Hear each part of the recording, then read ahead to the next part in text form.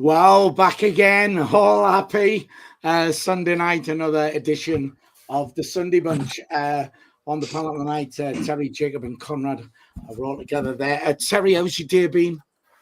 It's been nice and relaxing today. I've had a good day. Just a nice lie in. We come from yesterday's 11k walk up the fells and this, that, and the other. So yeah, chilled out. Still been for a good walk today though. Jacob, down in London, how's it been down in London? Is it red hot? Yeah, sun shining, mate. Spent most of the day in the garden and watching football, reading as well. Right, fair enough. And Conrad's back. Conrad, how's your day been? It's been good, yeah. Lots of gardening and other little bits and pieces out in the sun today. So lots of hat wearing for me because I don't want to end up like the red ball on the snooker, you know. Gardening, the only gardening what you should be doing is lying in it. I hate gardening. But never mind. Look, we are live, which means you can join us via the live chat. If you want to have your say, please do so. Already on there. Peter Salkeld is on there. DJ Sizzler Watson there. Ryan, Coffee Goblin, our very own Emma Hansen. Emma was due to come on, but last minute she dropped to the subs bench. Go on, Terry. You enjoy watching the gardening, don't you? Further heard you enjoy watching a bit of bush trimming, didn't you? Terry, man. Terry, bushes are a thing of the past. Did you not know? Bushes are no longer in gardens anymore. And I've got a big tree instead. All right. So anyway, Emma says, just remember till the end. Come on. So don't forget, if you want to have your say, please do so. We'll try and include as many people as we can. Before we do get into this, and Terry is not going to like this at all, but the reason that we did actually win on Friday night, all right, has got nothing to do with the tactics or anything like that. I did tell you I was wearing my white watch strap, all right, and we kept losing all the time, and I changed it to yellow. And of course we got the win. So there you go. It's all down to the old yellow strap. You're keeping it for Tuesday though, yeah? No, you've got to keep it on for then. That's what we got to do. Who needs Regis Labrini's 11 players? They just have William strap on and he's fine. Well, there you go. That's what it's all about. Right, listen. Friday night, the team gets released. You see the team, right? I know how I felt. I want your thoughts when you first saw that team. Conrad? Sorry, I was muted. Yeah, it was a strange one, really. I sort of was happy and sort of confused at the same time with it. But I was trying to sort of do all the reading I could to see, well, is this a 4-4-2 or is he putting Mayenda out on the side or Isidore out on the side? And then I was reading Copley seemed to suggest that it was going to be sort of changing throughout the game, whether we had possession or not. So it was just really interesting to see that he didn't bother trying this out in the sort of 5 games previous. He's clearly been holding this back or thought of it in the last minute and gone, oh, we'll try this. But it was just a nice, refreshing change to see, especially when we've been playing so poorly. Right, okay. Just very quickly about the chat. I mean, we've got 98 people on already. We're only 4 minutes in. Black Cats Chat International Fans Podcast, which is our very own Lee, who comes on, Lee, in Bilbao. He says the phrase of the day in Spanish is El Muro, all right, which is English for the wall, reserved for Big Dan Ballard. We will get onto that and his performance there. It's been football galore today. Apparently, Brian Watson says Tony Lee is there, all right, Mungie and the team. Don't forget, if you want to have your say. David Newell, hi all, a Coventry fan here. More than capable of getting a result, but we've got our work cut out. We are going to get onto that, so stay tuned there, David. We're going to talk about the up-and-coming game on Tuesday. Terry, you saw the team. What were your thoughts? It's twofold. We'll talk about the team first, then the formation. I saw the team. I was very happy indeed. Exactly what I thought it would be. I actually thought Lafille would be number 10 and Isidore would be on the wing. And I was totally oblivious to the 4-4-2 until I heard it later on. Right, okay. Anthony Brown says, I've been crying out for that team for months, lads. Ryan says, late goals are the best goals. How are the lads? We'll go to Jacob, you was there down at Coventry. How good was the goal?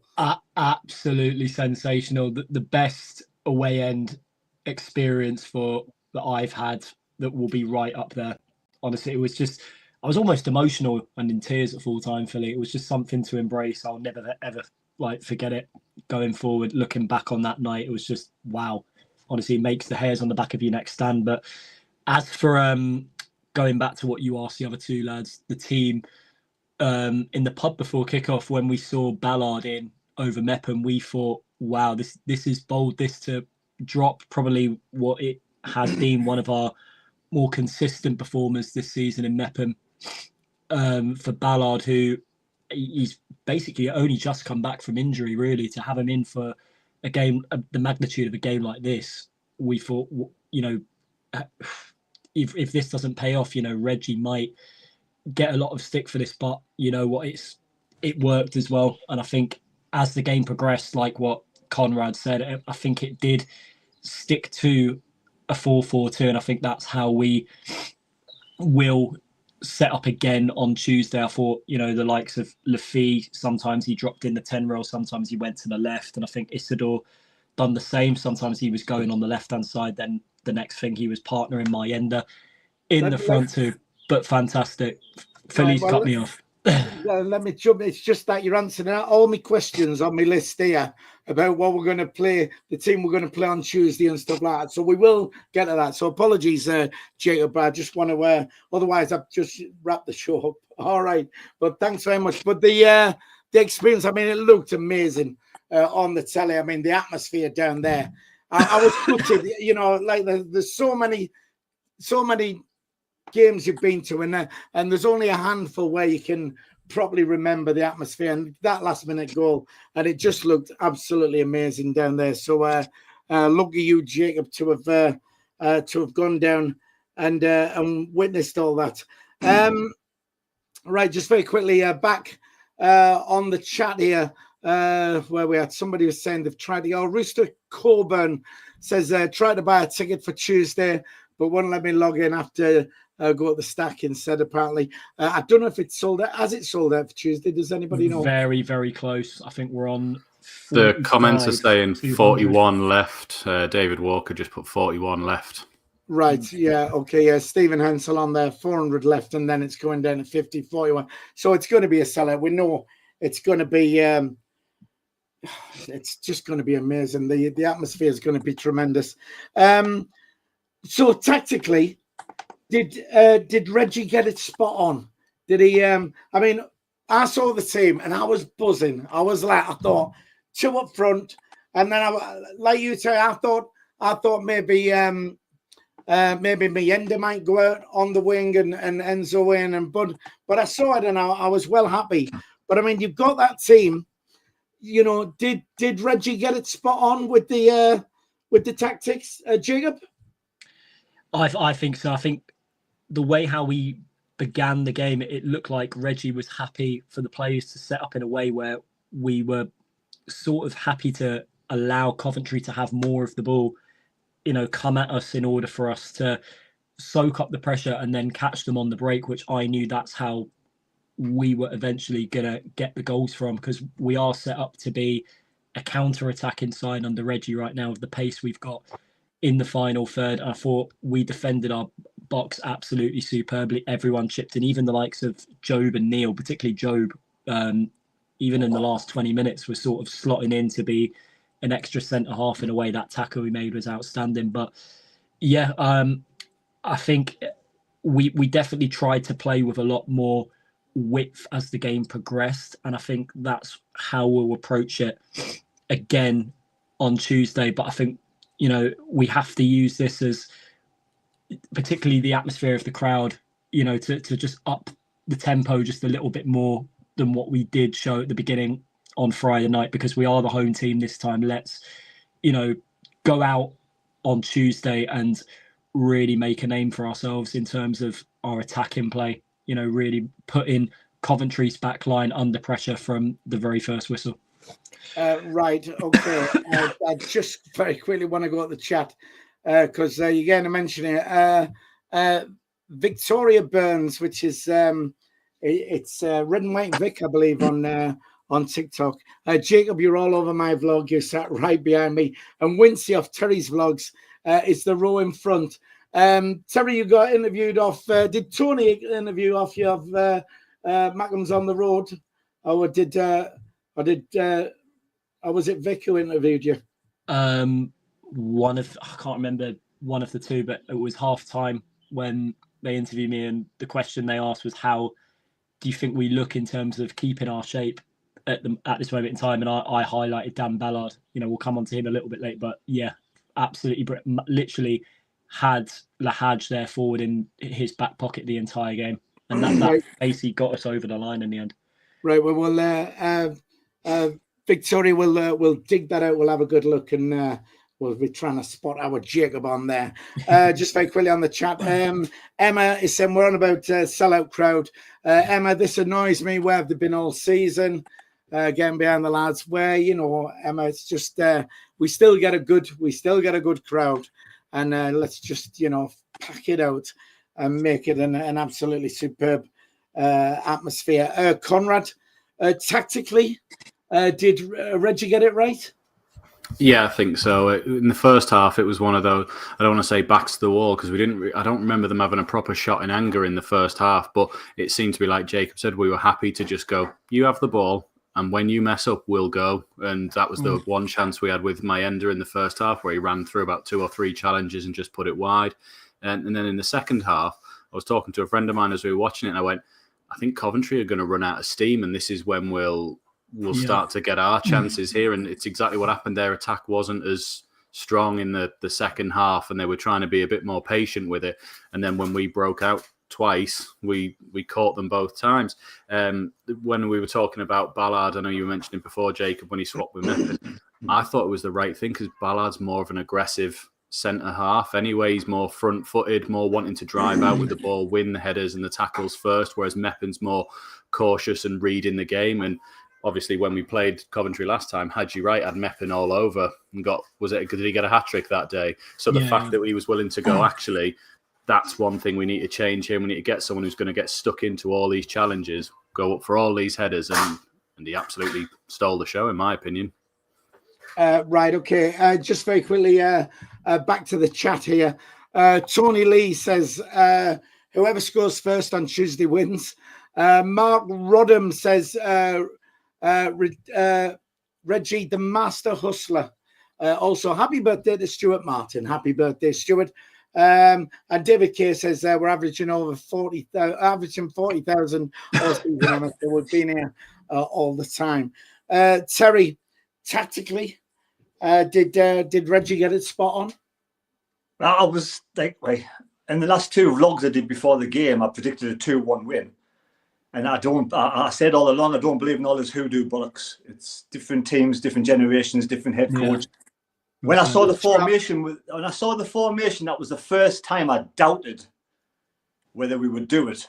Thinking 4-4-2, we played 4-4-2 against Coventry last time, we got beat 3-0. And I was a little bit worried.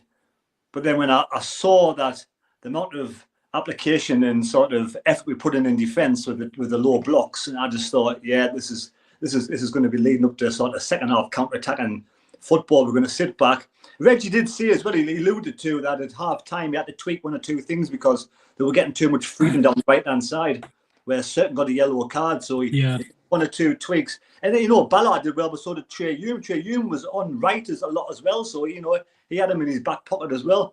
But yeah, the game plan, even though, like I said, it was the first time, I even said it before the game on my live stream, I've got doubts about this now. This is the first time I've got doubts. He was completely right, and master tactician, absolutely brilliant. Brilliant sort of, was it just grab them late goals, wasn't it really? You get 2 strikers who didn't really get the freedom in the first half, weren't getting sort of the sort of service in the first half. When he tweaked it, he allowed Lafayette to come in the middle more, and that pass from Lafayette, obviously, we'll talk about in a bit, to Isidore was amazing. So one or 2 little tweaks at half time did the job, and it just proved, that Regis got it absolutely spot on. Right, okay. Just very quickly back on the chat then here. John Nesbitt says Coventry were blowing just after half time. I remember they've had a lot of hard games.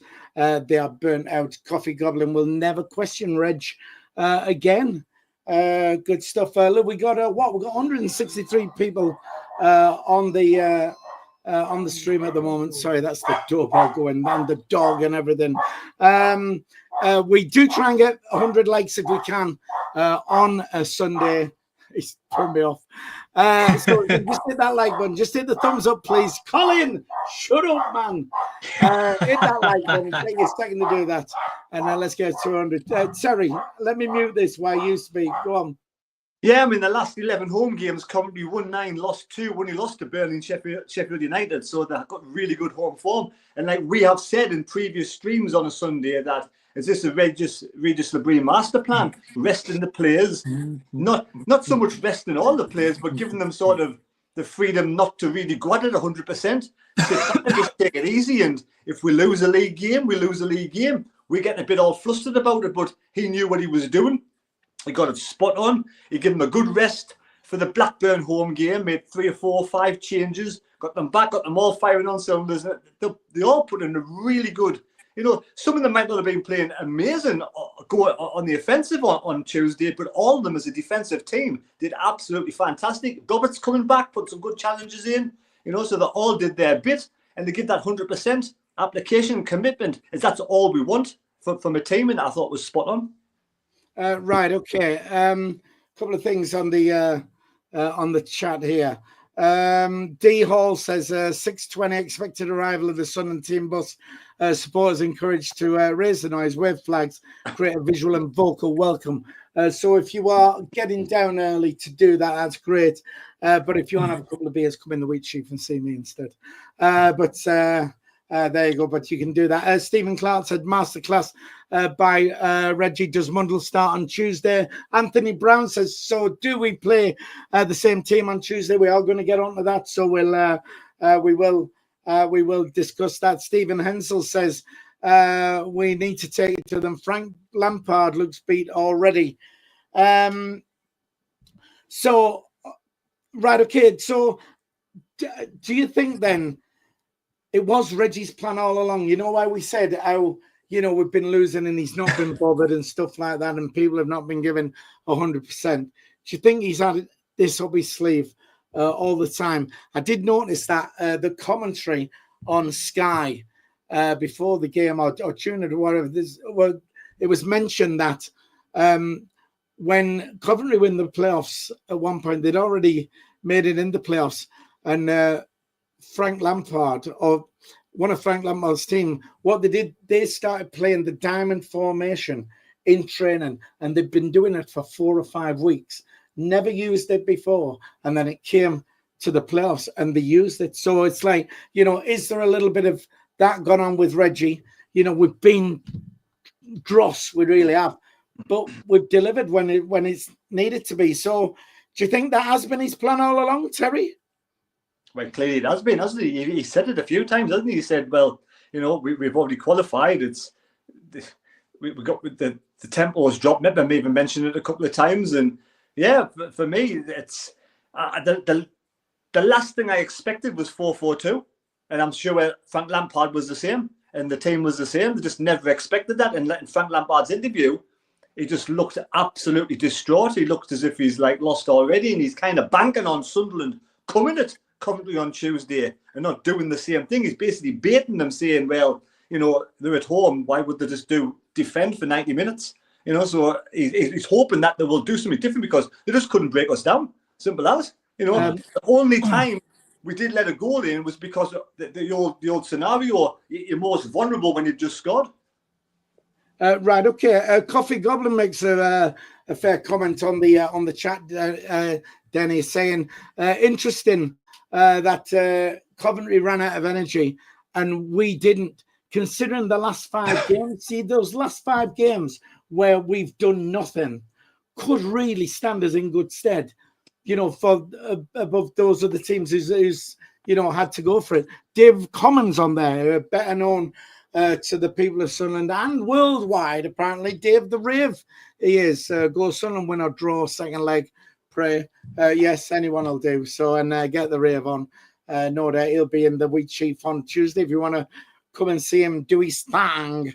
It was his plan all along then, wasn't it, Conrad? Yeah, I was sort of going one a bit further on our channel with Mike, where we were talking about the Coventry game previously, where he didn't change anything, even though they were miles better than us. And it just felt like, why is he doing this? Why is he letting this go on? And I said at the time, I went, do you reckon he's trying to think ahead of Coventry, thinking they might get us here, and I don't want to play all my cards this early? So I'm like, we'll take this embarrassment, we'll take this punishment, because we need it to hurt a little bit so that we don't know what we don't want next time. I'm probably giving him a bit too much credit, but as we've seen from this game, where he just turned up with an entirely new formation, with all the players having been rotated and rested and getting minutes, but not playing the full things, not putting 100% in, which I know is obviously what I think we were more critical of, but just things like not being lazy, but just, I don't need to chase that. I don't need to put myself into that challenge because there's a more important game coming up. I think it worked an absolute treat, and he outthought Frank Lampard, who clearly thought we were going to be the same as we were in the last game. Right, I'll bring you in just now, Terry. Yeah. Glyn Jones says Lampard was outthought. As you said there, I want to say a quick congratulations to Andy Lawman, Leeds fan on there. Well done to you lot, going up and up as champions. Hopefully we'll be joining you up in the Premier. He's saying here, you'll finish off Coventry. Well, fingers crossed, hopefully that will be the case. Terry, you was one in there? Yeah, there's something you normally say, Phil. Now, Coventry have run out of steam. Sunderland plays as fresh as a daisy. You tend to say players shouldn't get tired or don't get tired. Well, clearly, this rest has done them the world of good, because they look fresh compared to what they've been like. So sometimes players do need a bit of a rest, do need a bit of a break, and they come back fresh, not just the body, but the soul and the mind as well. Yeah, but anybody who gets a few weeks off is going to be better than somebody who doesn't. I just question, these young kids with a dream job, fit as a fiddle. It's not like going down the pit, doing a 60-hour week, proper manual, a proper hard job. It's, they're playing football. So that's what I'm comparing. And what we're talking about is a level of football where everything matters. It's okay saying where they shouldn't get tired, but if one team's getting a rest, the other team's not getting a rest, which team's going to be the fitter? So you've got to, he's used his brain, whether or not we liked watching shit football over the last 5 or 6 games. It was all about what happened in the playoffs, and so far it's only half time, but so far it's been a good start. And which is what he said all along on his interviews. He said, it's all about the playoffs. He said that. Conrad? I was just going to say, there's always the other bit of it where when a team has a rest one weekend and the other team are playing in the cup or something like that, and then you got them the week after, the one who's had the rest doesn't actually do that well because they've had too much of a break. What he must have been quite good at is over these 5 games, everyone's played, everyone's had minutes and kept going throughout this. It's just been little bits, but it's keeping them sort of match ready, keeping them on that sort of level for it to take this extra gear further on, rather than just going, right, you're not playing Enzo for 5 games and we'll just throw you in against Coventry. He has played and he has started some of them, and same with Mayenda and Isidore both getting run-outs. He's making sure everyone's still on the match readiness, but not like just on the beach for 5 weeks and then dropped into that scenario. Right, okay. I'll bring you in just now, Jacob. I quickly want to whisper the chat.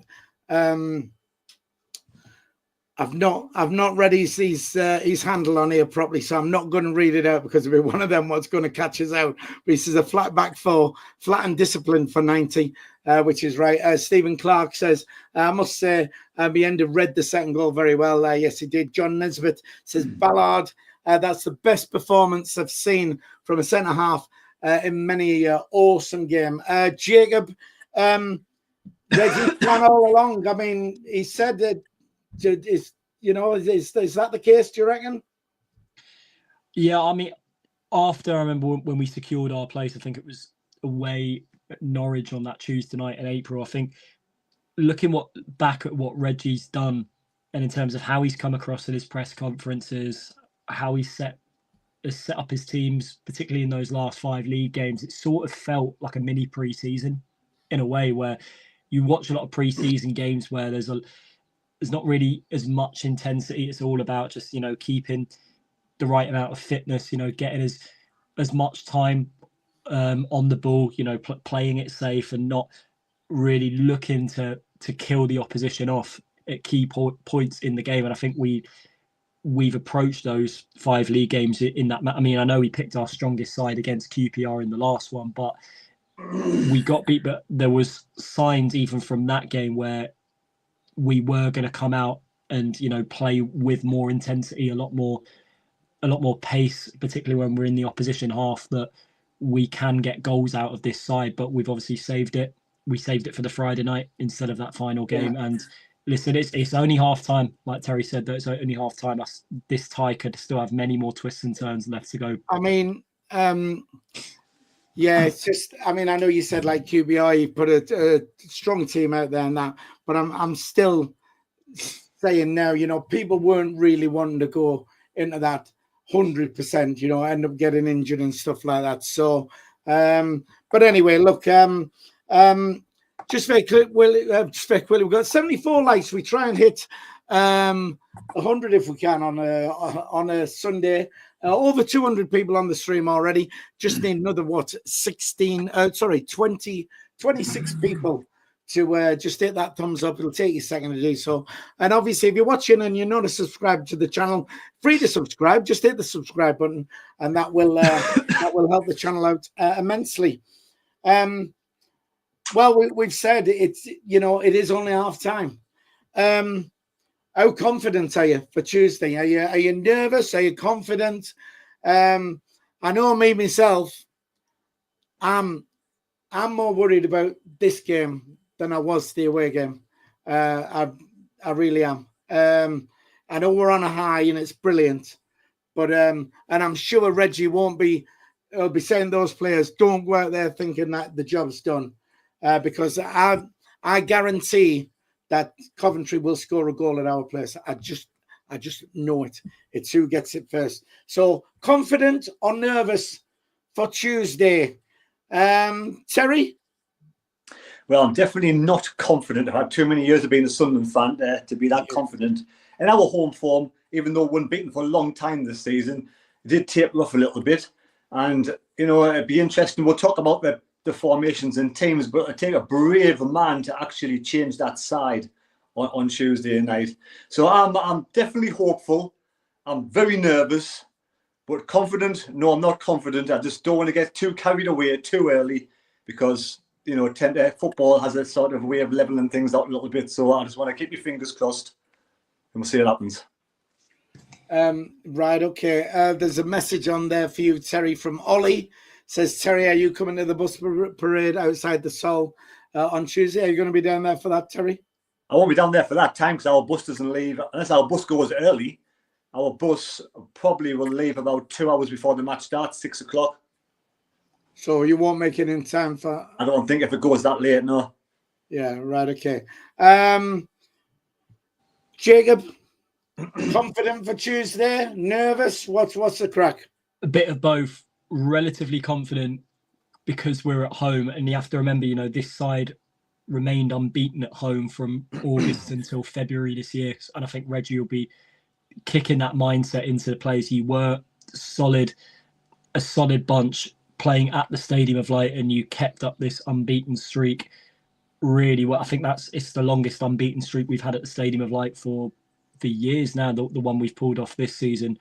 But at the same time, I'm also nervous as well. I think we have to remember, from minute one, they're going to have to come at us like an absolute train, to get back into the tie. But you look at the ability we've got in our squad and the way we've scored a lot of our goals this season, that actually suits our players a lot more. Opposition sides and coming onto us, literally throwing everything at the kitchen sink, and that allows us to, when we do retain possession, get them straight away. So I don't think it, from a tactical point of view, I really think Reggie won't change a lot going into Tuesday, but it will all be, if he's going to make a change, it will all depend on Mundle's fitness or not, but I think he'll keep it the same. Right. Just before I bring you in, Terry, I want to quickly jump on the chat again. Ian Curry says, so Wincy on the telly. Missed that one, but apparently it was on there. Scary. I want to say thank you very much to Bob Bass, who's joined as a member. Don't forget, you can join the channel as a channel member. It's less than 50 pence a week.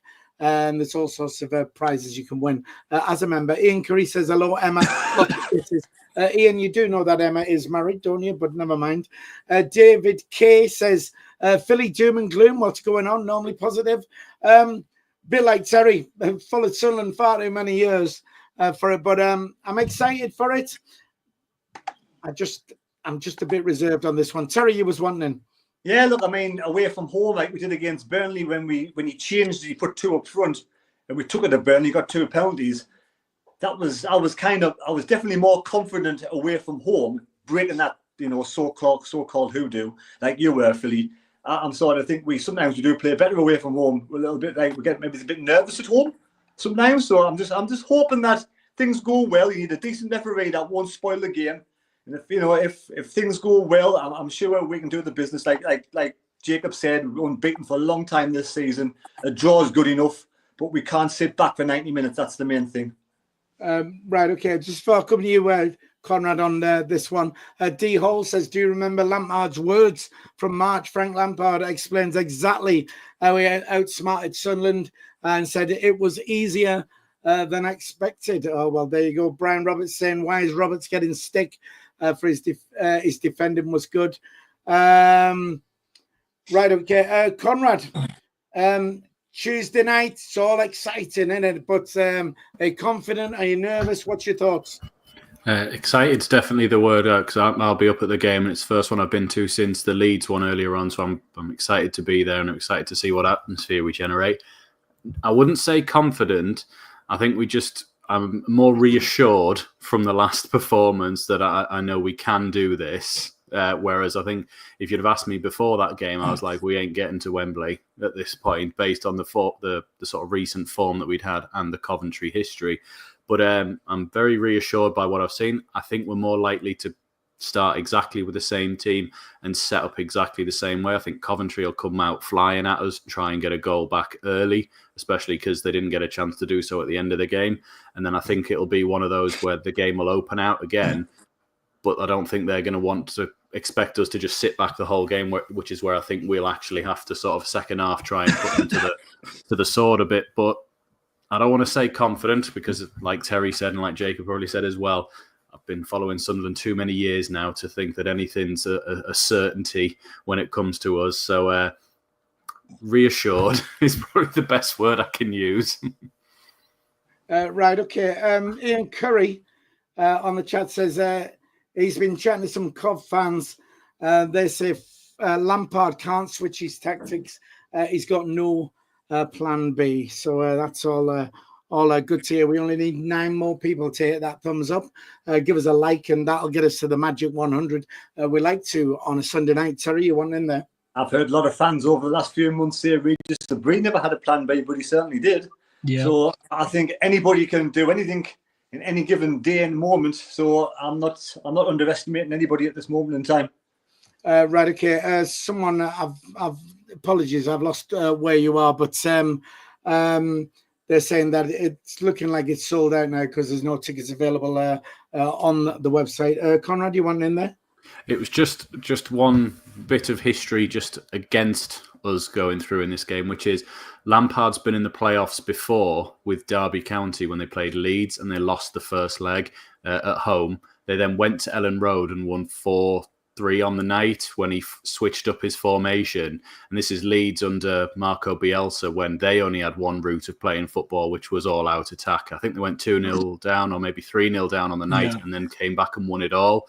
So it's not over. He has got history of making a comeback in the playoffs. But then what he did, he kept the same formation in the final and Villa took him to the cleaners in that one and got promoted instead because he didn't revert back to what they were good at. He used his Leeds tactic and they weren't Leeds. Yeah, well, that's the team. He was manager of Derby. That's the diamond. I was on about where he played the diamond shape and went to Leeds in the second leg. The thing is, I think we're all we're all. I mean, I'm so excited for Tuesday, and to be honest, I can't remember being this excited for a long time. We've criticised the atmosphere at the Stadium of Light on this channel all season. It's been pretty dire, to be honest. It's not been very good, but it's nailed on that Tuesday night. The atmosphere is just going to be. You're going to get that tingle again. When you're going to get that feeling. And if we can get that early goal, we get an early goal. It's that's it. But it's important we do, and it's important that we do not go sitting back thinking the draw's good enough, because it's not going to be. So buzzing, absolutely buzzing.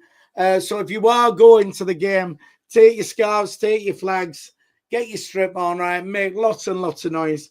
We will also be outside the ground afterwards doing the fan cams. So we'll be outside the East Stand, turnstile 46A. If you have a look for us there, come and have a chat with us, get yourself on the channel. Tuesday night then, do we go 2 up front again? Do we keep the same formation? Is that what we're going to go with? Terry? Are we going back to the game on Friday? Or are we just going for Tuesday now? Well, go to Friday if you want. We just want to on about man of the match and the 2 goals. I mean that pass through from Lafitte, Isidore, absolutely sped up the defence. What an amazing pass that was, and 2 great finishes from 2 strikers. Isidore's been out of form, so take that ball from the corner of the penalty box and 3 players coming towards him to put it with power. The keeper could have done a little bit better maybe, but it was the power of the shot that got past his hands. And then obviously Mienda's goal, I mean, it was given to him with a lot of work still to do, and he did early on in the season. He had the exact same thing, and he hit it straight towards the keeper. This time he took it round the keeper, slotted it home. He's grown in stature and his experience has come on, and he's getting loads better. Mienda, I actually love the bits. He's class. Right, okay. I'll come on you, unless you're going to mention Gary Sleep there, Conrad. No. No, right, okay. Gary Sleep in the chat says about our record. We've never lost in the playoffs. That's true. I did but Coventry hadn't lost at home in 40 years as well, and then that changed. Yeah, so we'd not lost at home. 7 wins and 1 draw is the record. But again, like you said, Conrad, we'd not won down there for 40 years. So, Can I just say there was a better pass than Enzo, and that was Milan van Ewig or whatever he's called for Coventry through for Mienda. The way he split that team apart, it was a thing of beauty, that one. I think that I jumped up off my seat more for that pass rather than Enzo's at that moment. Just wanted to say that. Mark Rodham says Regis is the master hustler, lads. 2-0 Tuesday. Relax. Oh, I wish it was that easy. Right, okay. Jacob won it? The what? Did you want in, Jacob? Yeah, I was going back, just going to touch on Enzo. His work rate on Friday night was absolutely phenomenal. I put this out there, and you have to remember, we had him missing for 2 months. He'd done his hammy at home to Hull back in February, and if we'd had him for that 2-month gap from February to April, you just wonder how much better we could have done with him in the side. And obviously that assist he made for Isidore, that's one of the reasons why we brought him in, to inject quality like that late on in games and put the wages he's on. And it shows the ambition we have, that we've got if we get promoted, we got ourselves a really good skilled footballer for that level if we get him over the line on a permanent signing to kick life off in the Premier League. But also, going back to his work rate, you have to remember, Dennis Sirkin, I think, got booked early on in the game, and the amount of times that he was almost slotting into the left back role to help out Sirkin for him not being able to put any more tackles in was brilliant. I think he was trying to, at times, who was it Sakamoto, their winger? Yeah, he was basically going into battles with him in the second half to stop him from getting the ball, because a lot of Coventry's goals, when I've watched them of late, have come from crosses, and that's also another reason why we brought Ballard back in the side, because he's one of the best headers of the ball to stop their main threat. And that was probably one of Regis Debris' tweaks at half time, getting Enzo on the feet to help out Sirkin a bit more, wasn't it? Yeah. Just want to say, before we do man of the matches, I think obviously I think we know who we're going to say anyway. But can we just say that Job has to be in there for that tackle in the last minute? Just brilliant, absolute game-saving tackle there, and then the celebration to match as well. Yeah, definitely. I mean, the strikers, for me, I mean, they didn't do a lot, but they scored the goals. Yeah, and that's all they're there for. Both strikers scored a goal, and like you said, it's a goal. Who's bang out of form.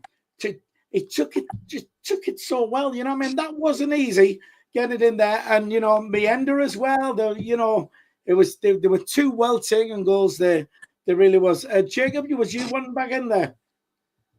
Yeah, I mean, I was just going to say in terms of how we, particularly at the start of the second half, we kept it cautious in our get. We had to be patient in terms of getting our creative players on the ball, because Coventry started the same more or less as they started the first half. They were putting a lot of crosses in. There were a threat from long throws as well, but Luke O'Nien and Dan Ballard as a centre-back pairing, I think that's the best centre-half, combination performance I've seen in a game this season.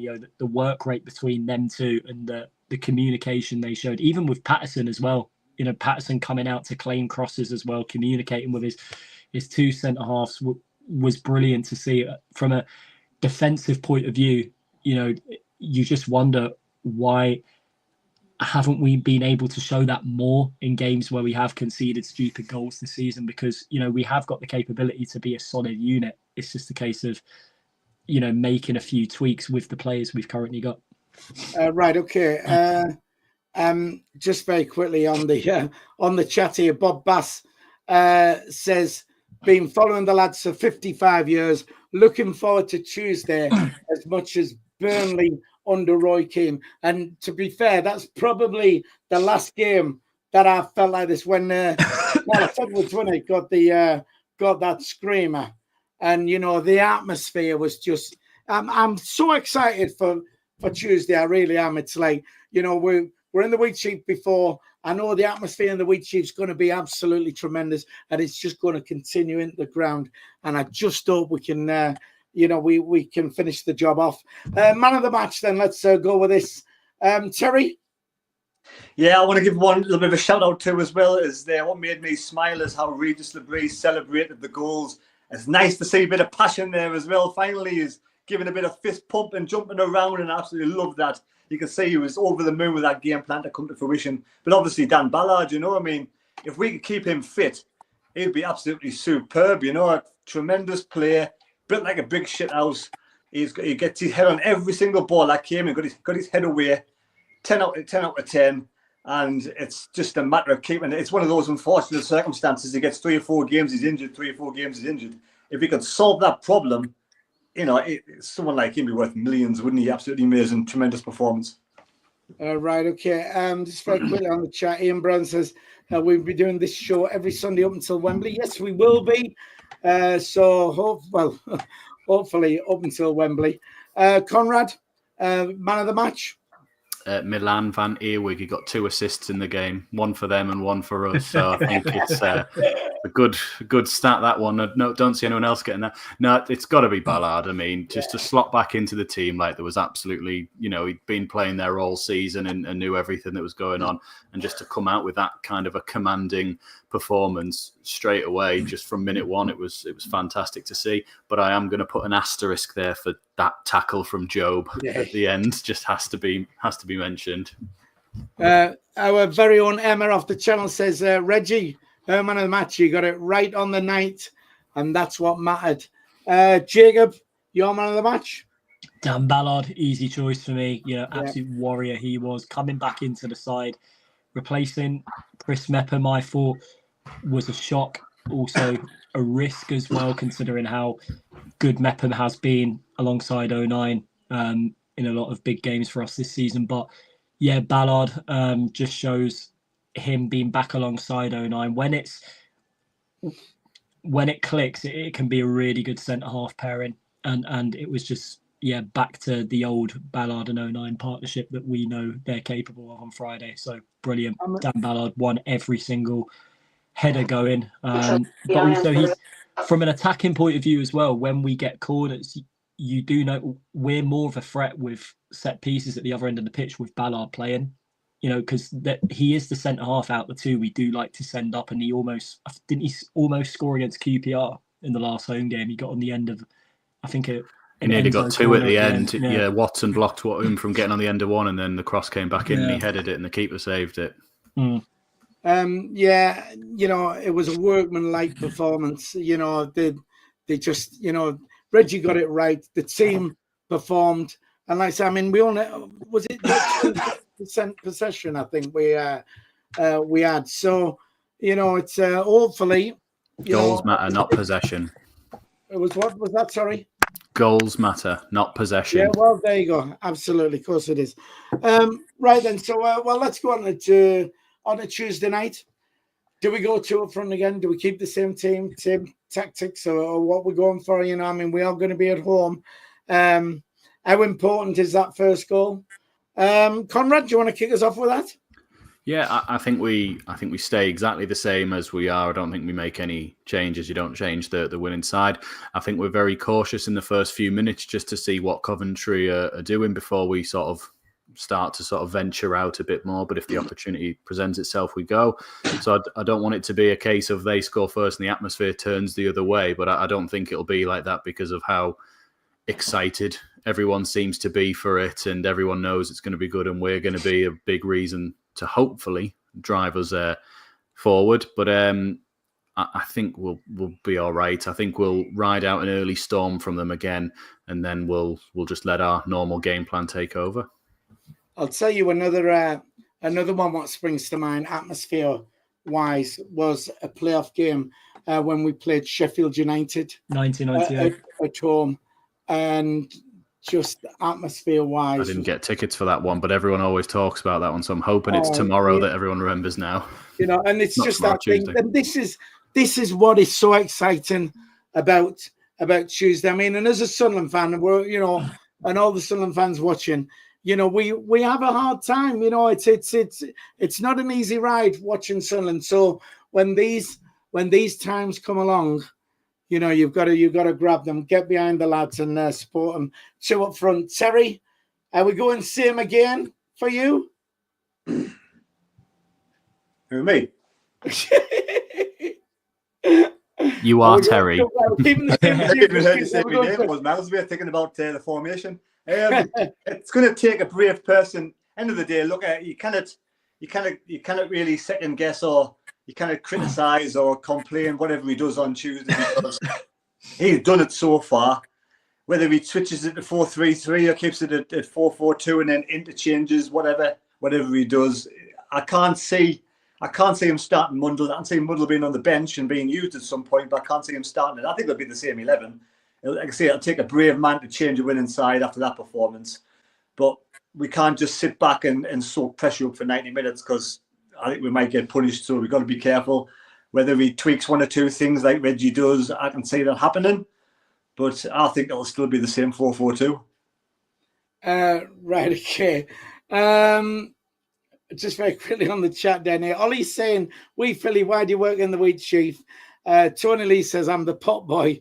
I'm the glass cleaner down there." And the reason I do work in there is because I do have bills to pay. Ian Curry says, "Once the Terry and Philly's voices on the telly." And Conrad and Jacob is shouting at the telly. Unfortunately, Jacob can't make it up because he is down in London and he is working, unfortunately. So, he manages, but you got the joy of being at Coventry there, Jacob, didn't you? So, so we'll have this one. Jacob, would you go two up front now? We're keeping it exactly the same. Are we going 4-4-2 again? If he's going to start 4-4-2, yeah, I think he'll keep the same players that started on Friday night. I think the only change that he would, if say in hindsight Mundle had got some minutes, if he was fit enough to be in the squad on Friday night, I think he might have looked to starting him in this one. That's if he was fully fit, I think. But then again, it's if he replaces someone, it most likely candidate would be Roberts, but I think he'd probably tweak it to a 4-3-3 if he was to do that, and Mayenda would go to the right of the front three, and it will be Enzo, Neil, and Job as the middle three. But yeah, I think he'll stick to it exactly the same. Munda will be used, I know, at some point. I think in terms of the rest of the players that will get some minutes on Tuesday evening, I think if we score first and the game is getting stretched and we're still leading with a couple of minutes to go, I think he'll look to bring Mepham and Brown on straight away, to win those second balls like he did on Friday evening. And however, if we're chasing the game, I think Rig will be the first one on. Right, okay. I mean, for me, no need to change it. You're at home. You got two strikers. We have to go for this. You can't just sit on that, So, and it is so important we get that first goal. I don't see any reason to change it. Two strikers up front there. It's what we tried out for a lot of the season, especially at home. You know what I mean? But Ian Curry's saying 3-5-2 on there, so I changed that formation. But well, who knows? Right, what we got? We've got over 100 likes. So thanks to you lot for doing that. You can still hit the thumbs up if you haven't already. 123 on there already. 247 on the stream. Thanks to you lot for tuning in. And if you're not a subscriber to the channel, please hit that subscribe button. It's free to subscribe. Take you a second to do so, and it will help the channel out. Right then, Tuesday night score predictions. Let's see how confident you actually are. Conrad. I think I got my first one completely wrong. I said Coventry would win 2-0, but I'll stick with my one for the home leg, which is we'll win 2-0. So 2-0 Sunderland. Jacob? I'll go for a 1-1 draw, and that'll be what we need to get us through. Can we score first in that 1-1 draw, just for my sake of being like 2 goals up? Do you know what I mean?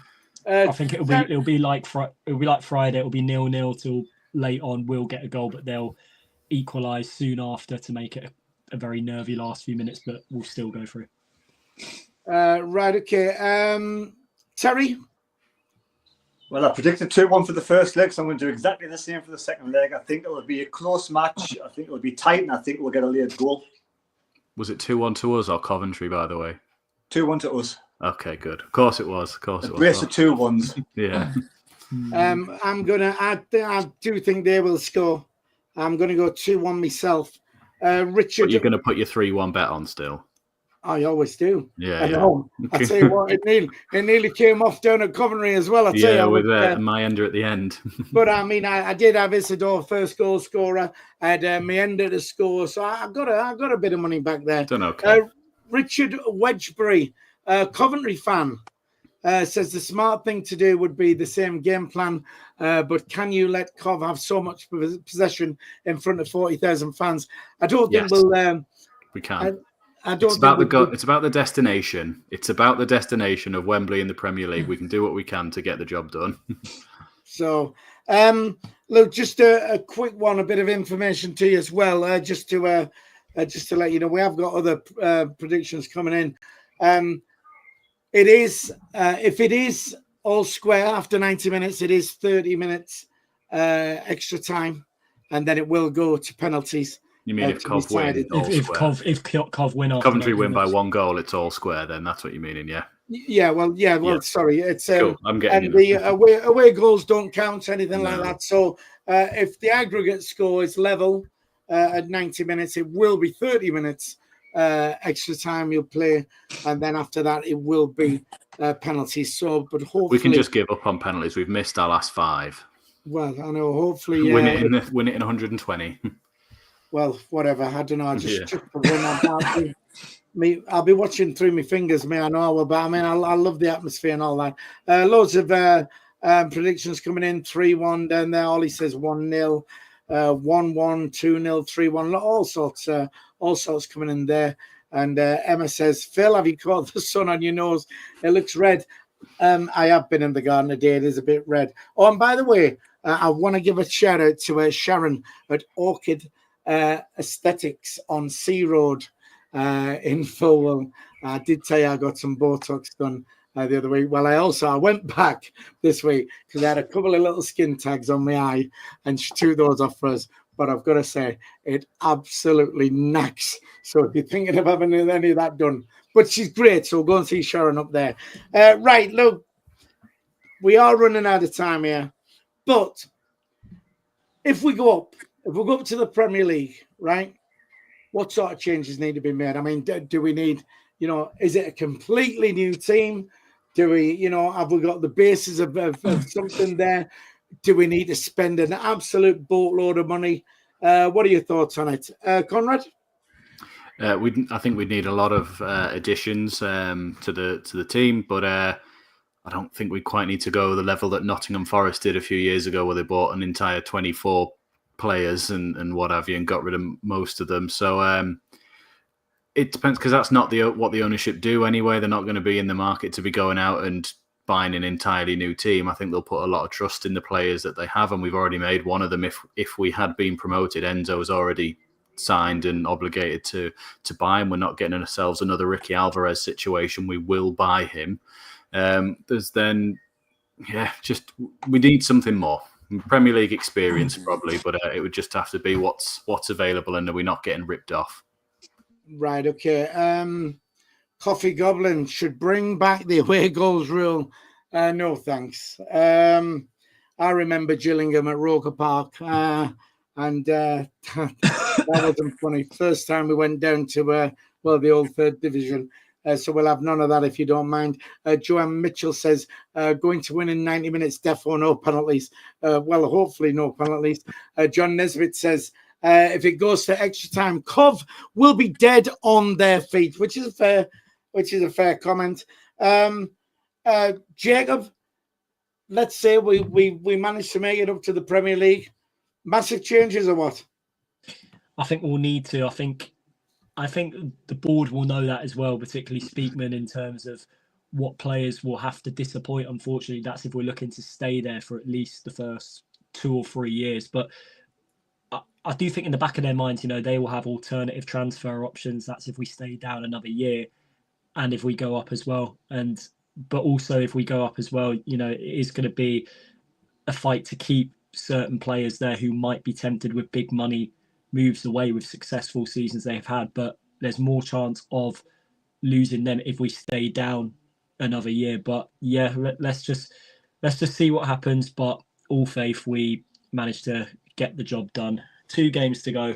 Let's not lose the game on Tuesday night. Let's get to Wembley and let's get back to where we belong. Right, okay. Terry, your share on that? Let's say we're lucky enough to go up to the Premier League. Is it a completely new team? Have they got to chuck a real boatload of money at this or what? Yeah, I think we're going to have to spend a lot of money, but I'm not going to get into the nitty-gritty of the team because it's unfair in the players that's there now. But yeah, I mean, I'm not going to even get that far ahead of myself, Phil. We've got a minute and a half of the show left, so there's no point wasting. We've got 2 games to go as well. Nothing to do with that. I want to get over Tuesday first because I'm too nervous to think about anything else. Right, okay. Right, well, it does just about wrap it up. Hopefully, we'll be back on here. We will be back on Sunday regardless. But hopefully we'll be discussing Sheffield United's shocking record in the playoffs. And hopefully looking forward to Wembley. We've all still got our hotels booked and that. I booked my train this week. So that's refundable. Refundable. I did it with a bit more expensive than normal, isn't it? Hey? A bit more expensive than normal, isn't it? Well, I don't know. I can tell you this without our lass hearing us. But I didn't do LNER because they wouldn't refund, but Grand Central do something. And so we're going down, I think it's 9 o'clock on the Friday morning. We come back, it's about 2 o'clock on the Sunday afternoon. And when you say we, who's we? I thought you were going by yourself.